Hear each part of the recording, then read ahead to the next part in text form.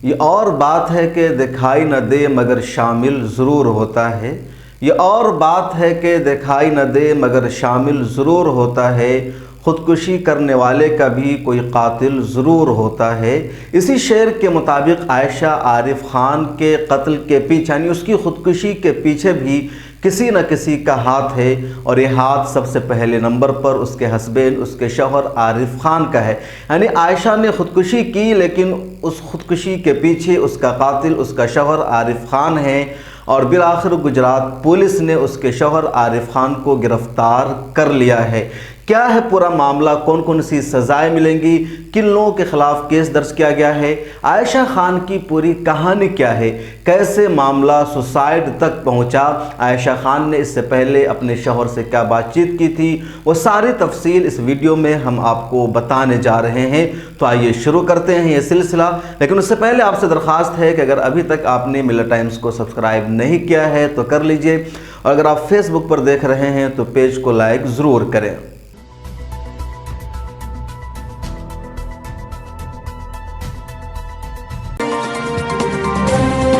23 साल की आयशा ख़ान असल में राजस्थान के ज़िला जालौर की रहने वाली थी। लियाकत मकरानी और हुरमत बीबी की बेटी थी।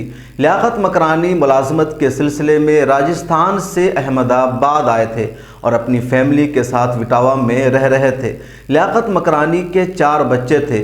उनकी माली हालत ठीक नहीं थी, लेकिन उन्हें दर्जी का काम मालूम था। इस काम का आगाज़ उन्होंने अहमदाबाद में किया। लियाकत मकरानी अपने बड़े बेटे को तालीम नहीं दे सके। उनका बेटा मैकेनिक की हैसियत से काम कर रहा है। लियाकत मकरानी का कहना है, मैं चाहता था कि मेरे बच्चे अच्छी तरह से पढ़ें और बड़े अफसर बने, लेकिन घर में परेशानियों को देखकर मेरे बड़े बेटे ने तालीम छोड़ दी और काम शुरू कर दिया। मैकेनिक बन गए, अब वो गैरेज में काम करते हैं। हम एक साथ घर चलाते हैं। मेरी बड़ी बेटी हैना की शादी अहमदाबाद में हुई थी। उसकी शादी में बहुत ज़्यादा खर्च आया। मेरी दूसरी बेटी आयशा पढ़ाई में अच्छी थी, लिहाजा मैंने उसे पढ़ाया। हम उसे प्यार से आयशा सोनू कहते थे। आयशा हमारे लिए सुनहरी सिक्का यानी गोल्ड की तरह थी। वह हमारे ख़ानदान की पहली ग्रेजुएट थी। उसके बाद उन्होंने एमए की तालीम भी शुरू कर दी और हम लोगों की तरफ से पूरा सपोर्ट था। लियाकत मकरानी कहते हैं, हमारी ख्वाहिश थी कि बेटी आयशा अपनी तालीम को जारी रखे, लेकिन उन्हें यह भी खौफ था कि उसकी जमात में उसकी क्लास में उससे ज़्यादा तालीम याफ्ता लड़का बेटी की शादी के लिए दस्तयाब नहीं होगा। जब आयशा एमए में तालीम हासिल कर रही थी, उस दौरान जालौर के एक अमीर घराने से आयशा की शादी के लिए प्रपोज़ल आया, ऑफ़र आया, और आयशा के वालिद ने उसको कबूल कर लिया। ये शादी का ऑफ़र आया था बाबू खान के बेटे आरिफ खान की तरफ से। आरिफ खान जालौर में ग्रेनाइट पत्थर तैयार करने वाली कंपनी में मैनेजर की हैसियत से काम करते हैं। उसके साथ ही उनका अपना भी ग्रेनाइट बेचने का कारोबार था। वह हर माह 60,000 से ज़्यादा रुपये कमा रहा था। शादी के वक्त आरिफ खान ने वादा किया था कि वह आयशा को अपनी तालीम जारी रखने देगा। वो नौकरी के सिलसिले में भी एतराज़ नहीं करेगा।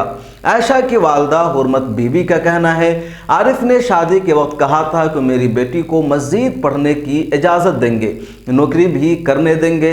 हमें लगा कि लड़का पढ़ा लिखा है, तालीम याफ्ता है, लिहाजा उसकी बातों पर भरोसा करना चाहिए। हालांकि उन लोगों की हैसियत हमसे बड़ी थी, वो हमारे मुकाबले में ज़्यादा मालदार थे और हम गरीब थे। आयशा की माँ का कहना है, हमने आयशा की शादी में कर्ज लिया।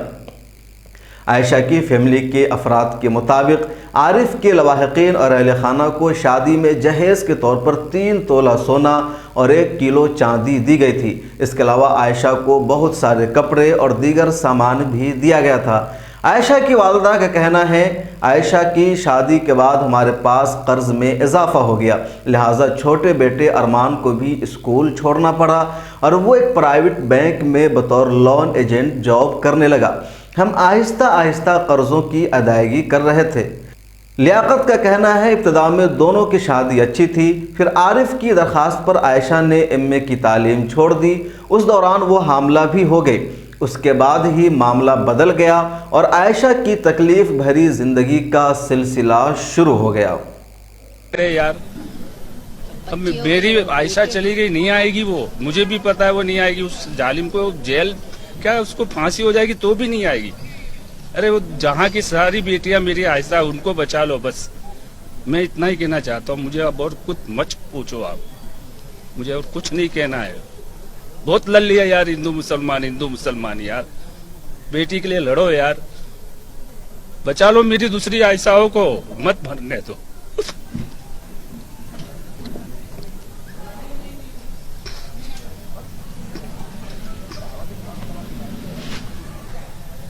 सवाल करते हो यार।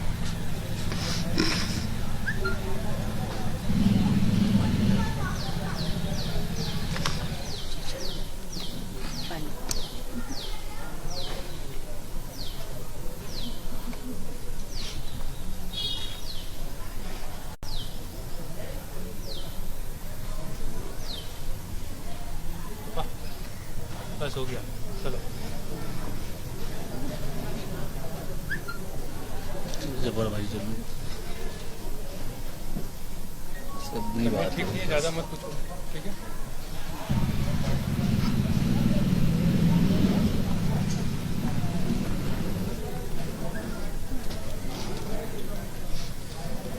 एक बात बोलना चाहूंगी, domestic violence without touching murder ही है। ये एक जात का मर्डर ही है डोमेस्टिक वायलेंस।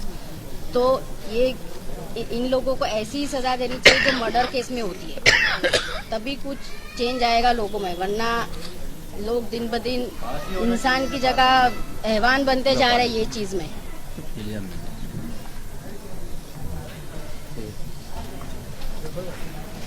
जहाँ सारे रिजल्ट आपके सामने देख लो, ये पड़े इसके रिजल्ट। पीएचडी करना चाहती थी वो, प्रोफेसर बनना उसका ख्वाब था। ऐसा मेरी बेटी नहीं, मेरे ख्वाब की ताबीर थी। वो एक मिसाल बनना चाहती थी, सब खत्म हो गया। दूसरी को बचाओ यार, दूसरी को बचाओ, दूसरी मेरी आयशा को बचाओ। कई मरियम है, वो भी आयशा ही है मेरी। किसी हिंदू की मनीषा है, वो भी मेरी भी आयशा है। उन आयशा को बचाओ, बाकी सब छोड़ो और सवाल मत पूछो मेरे से। कंटाल गया हूं मैं, जब से मेरी बेटी मरी है बस पता नहीं क्या है। रोज मीडिया वाले रोज, अरे क्या करोगे यार। बस तो बस उसको, उसका वो मर गई, उसको कमीने को फांसी भी दे दोगे ना, मेरी आयशा नहीं आएगी। लेकिन हिंदू मुसलमान उनकी बेटियां जो भी नाम हो, वो सब मेरी बेटी है, मेरी आयशा है। मेरी उन आयशाओं को बचा लो बस, उन आयशाओं को बचा लो बस। इनकी तरफ से सरकार से एक ही गुजारिश है, बस अब वो आप जानो, कानून जाने। सरकार से मैं तो एक ही अपील करता हूँ, बस दूसरी आयशाओं को बचा लो। मीडिया से अपील करता हूँ, दूसरी आयशाओं को बचा लो। अरे मत देखो हिंदू मुसलमान यार, इंसान पैदा होता है, इंसान होता है। बहुत हिंदू मुसलमान के लिए लड़े यार, कभी तो इंसानों के लिए लड़ो, कभी तो इंसान बनो यार। मेरी आयशा मर गई, नहीं आएगी, मुझे पता है नहीं आएगी। उस कमीने को फांसी होगी तो भी नहीं आएगी। लेकिन हर मजहब की बेटी मेरी आयशा है, उन मेरी आयशाओं को बचा लो बस, और कुछ नहीं कहना। आयशा के घर वालों का इल्ज़ाम है कि उसकी सास सायरा बानो और उसकी ननद खुशबू बानो ने आयशा से उसका पूरा जेवर ले लिया, आयशा को परेशान और तंग करना शुरू कर दिया। ये भी इल्ज़ाम है कि आयशा को हामला होने के बाद भी पेट भरकर खाना नहीं दिया जाता था। दूसरी तरफ उससे बहुत ज़्यादा काम कराया जाता था। इस मामले में 21 अगस्त 2020 को अहमदाबाद के एक पुलिस स्टेशन में शिकायत दर्ज की गई है। पुलिस शिकायत के मुताबिक आरिफ खान, उसके वालिद बाबू खान, गफूर खान, उसकी वालदा सायरा बानो और बहन खुशबू पर इल्ज़ाम आयद किया गया है। इसके अलावा डोमेस्टिक वायलेंस का एक मुकदमा भी अहमदाबाद की मेट्रोपॉलिटन कोर्ट में दर्ज है। आयशा की मां हुरमत बीबी का यह भी कहना है, मेरे शौहर और 2 बेटे आयशा की शादी को बचाने के लिए दिन रात काम कर रहे थे, लेकिन ये मुमकिन नहीं हो सका 26 फरवरी को आयशा खान ने साबरमती नदी के किनारे जाकर अपनी वीडियो बनाई थी और उस वीडियो में उसने कहा था, हेलो मैं हूँ आयशा आरिफ खान और मैं इस दुनिया को छोड़ रही हूँ, मैं ख़ुदकुशी कर रही हूँ। साफ लफ्ज़ों में उसने कहा था। उसने यह भी कहा था कि मेरे बाप मेरे वालिद आप केस लड़ना बंद कर दीजिए, आरिफ को परेशान मत कीजिए, वो चाहता है मैं आज़ाद हो जाऊँ तो अब मैं आज़ाद हो जा रही हूँ। उन्होंने ये भी कहा कि मुझे उम्मीद है, मैं इल्तिजा करती हूँ कि नदी मुझे कबूल कर लेगी। और ये सारे जुमले कह करके आयशा आरिफ खान ने नदी में छलांग लगा दी और फिर वहाँ से उसकी लाश ही निकली थी। आयशा आरिफ खान की वीडियो मंजर आम पर आ जाने के बाद गुजरात की पुलिस हरकत में आई। गुजरात के अहमदाबाद की पुलिस राजस्थान पहुंची, इलाकाई पुलिस ने उसकी मदद की और लोकल पुलिस की मदद से पाली एक जगह राजस्थान में जहां से कल यानी सोमवार को आरिफ खान को गिरफ्तार करके गुजरात लाया गया है। आगे क्या कार्रवाई होगी इस सिलसिले में अहमदाबाद पुलिस का कहना है कि हम अपडेट करेंगे और बताएंगे कि आरिफ खान पर क्या क्या मुकदमे दर्ज किए जाएंगे, उनकी सज़ा क्या होगी।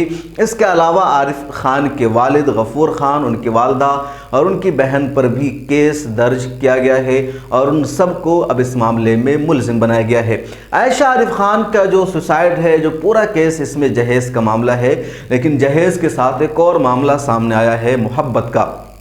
आयशा आरिफ खान ने अपनी वीडियो में साफ कहा कि मोहब्बत एक तरफा नहीं होनी चाहिए और कुछ मोहब्बतें निकाह के बाद भी अधूरी रह जाती है।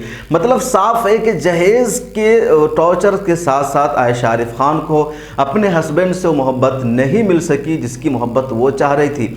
इसके अलावा एक और मामले का खुलासा हुआ है और वो ये कि आयशा आरिफ खान ने ख़ुदकुशी करने से पहले 70 मिनट तक अपने हस्बैंड आरिफ खान से बातचीत की।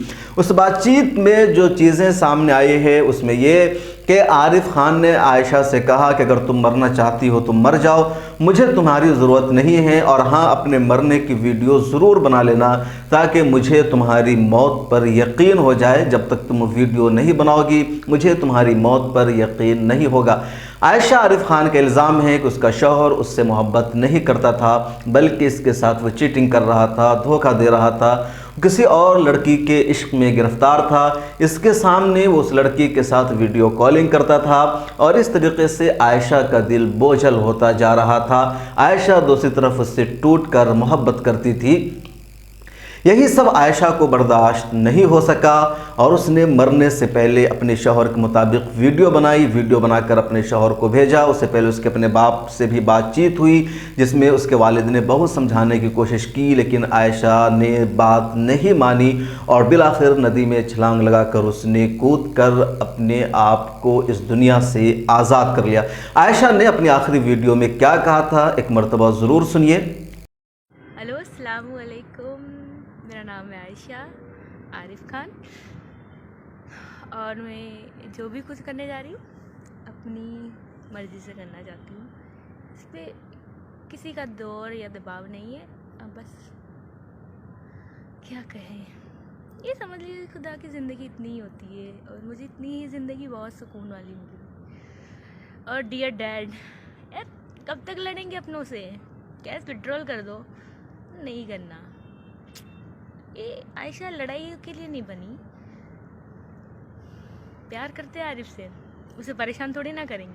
अगर उसे आज़ादी चाहिए ठीक है, वो आज़ाद रहे।